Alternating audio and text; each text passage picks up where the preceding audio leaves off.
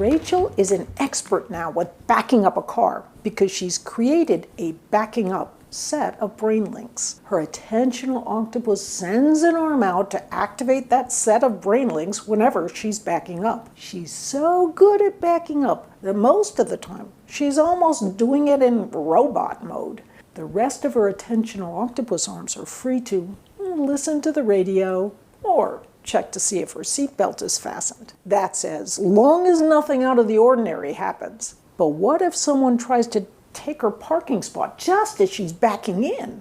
Her ordinary backing up set of brain links isn't enough anymore. Suddenly she needs to snap out of robot mode. She needs all of her octopus arms. That means she has to stop thinking about anything else.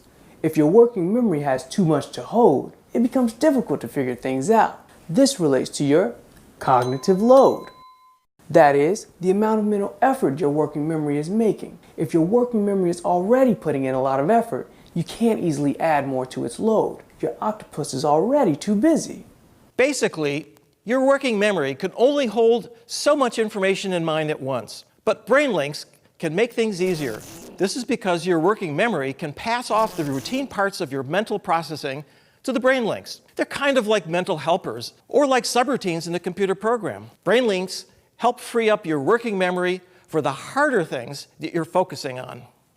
So we've learned two important traits of your attentional octopus. It only wakes up and goes to work when you focus, and it only has a limited number of arms, which means it can only hold so much information at once. Distraction makes things more difficult for your octopus. It's like putting one of its arms in a sling. Here's what I mean. Let's say you can hear a television going on in the background. Hearing the sound takes up one of your octopus's arms, even when you don't think you're listening. If you're distracted, your working memory can't do its job as well because your octopus has fewer arms to hold on to things. Can you imagine peeling a banana with only one hand instead of two? There's another problem your attentional octopus can encounter. That's when you keep switching your attention. Attention switching makes your octopus tired. Here's an example. Let's say you're writing a report about chili peppers. Your friend walks in and starts talking about last night's party. Your attentional octopus lets go of the chili pepper set of brain links to grab onto what your friend is saying. When your friend leaves, your octopus has to take time to get its arms wrapped all back around the chili peppers. This is tiring. So, the lesson is, avoid distractions and interruptions when you're focusing on your studies. It drains part of your brain's learning power. Before you begin to create brain links, what you're learning can often seem difficult and not very fun. For example, do you remember when you were first learning to ride a bicycle?